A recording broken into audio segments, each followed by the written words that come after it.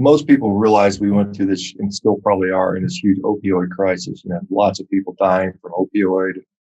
Think fentanyl overdoses are huge. That's part and parcel of what you do. I know you're prescribing high dose, high spin. I've seen some people on just massive doses of narcotics. I was scared even, when they get admitted to the hospital. I'm like, you want me to write for 2,000 milligrams of morphine? It's like it's just crazy stuff, right? Mm-hmm. Is that getting worse? I mean, are you seeing, is is the prevalence of chronic pain increasing in incidence? I mean, and granted, your career has not been that long, but does the data support that we've seen more and more people in pain? I think so, on average. I mean, the most recent statistics are that 1 in every 4 adults deals with some element of chronic pain. And so I think it is probably increasing, especially as some of the baby boomers age a little bit. And the opioid epidemic I don't think it's getting worse at this point. And certainly the practice that I'm in, we are very judicious about opiates. There's a whole spectrum of chronic pain physicians out there. The practice I used to work at, we didn't do zero. We just did purely interventional work. And that's fine.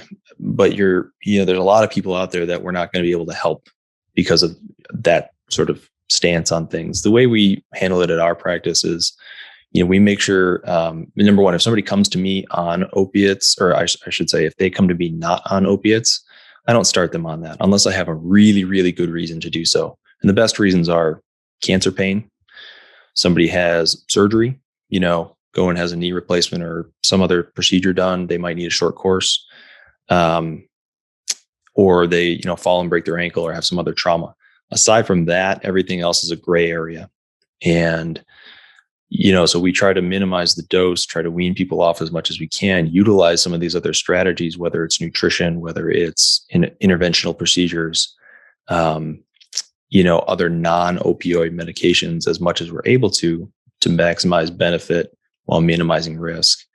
And, I think that tends to work out reasonably well, but it's still a big deal. It's the opioid presence is everywhere.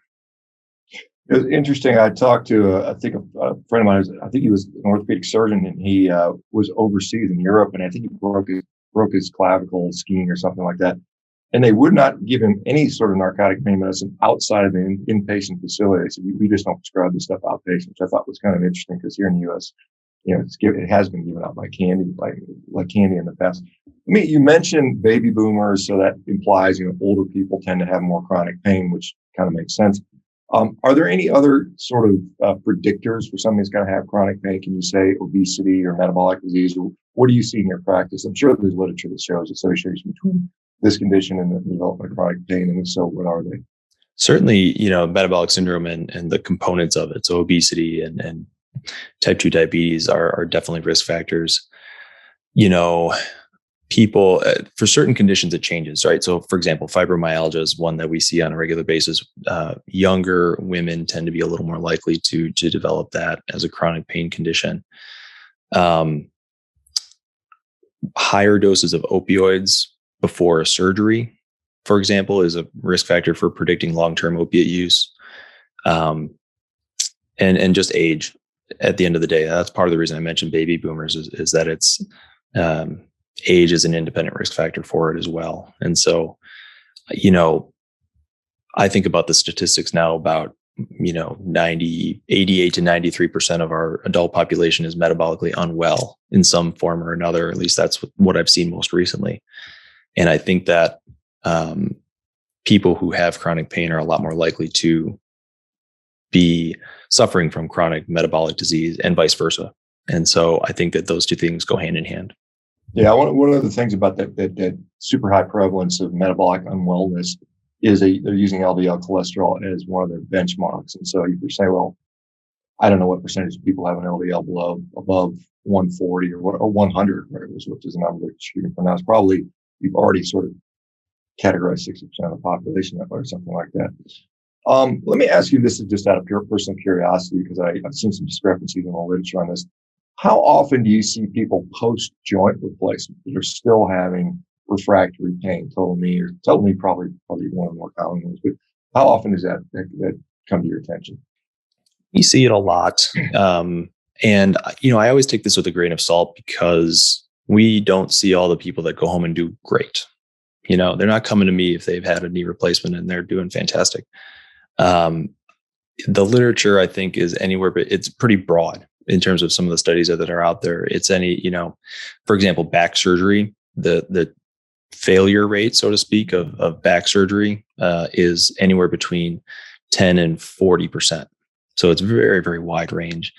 I would say I'd have to look at the evidence again as far as some of the joint literature, but, I would say it's somewhere in between there and probably on the lower end, but it's still common enough, especially knees, for whatever reason. We see a good amount of people after total knee arthroplasty that still have trouble with knee pain.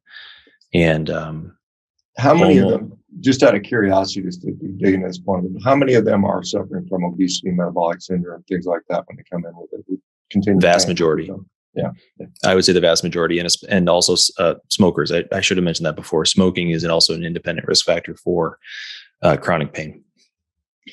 Yeah, it's one of the things, if you read the orthopedic literature around joint replacement, everything looks like it's perfect and rosy and everybody does great. Then if you start looking at the anesthesia pain research, you're saying, wait a minute. And I just wonder how biased and skewed the literature is depending on who's interpreting that. And what I suspect is, obviously when you're doing a joint replacement, you're replacing the surface of the joint, but you're not taking care of the synovium, you're not taking care of the soft tissue, which is still inflamed and irritated. And, so if you don't, again, address the chronic metabolically, I think, driven inflammation, you're not taking care of the problem to the full extent. And probably that's what you're seeing. I mean, as you mentioned, they also have that common factor.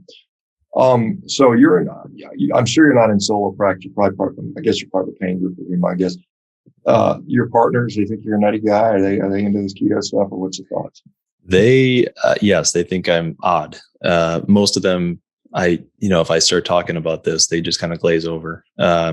Most of them don't have a whole lot of interest in thinking about this. In my old practice, I kind of wound up accidentally starting a little mini clinic within a clinic for this. And it's probably something I'm going to be doing here in my new practice. I just moved to this practice about 8 months ago. And so I'm still sort of integrating myself into the area.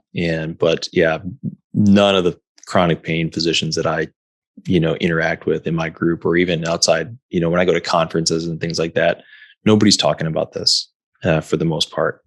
And I think that's a shame. I think that we're missing part of the picture.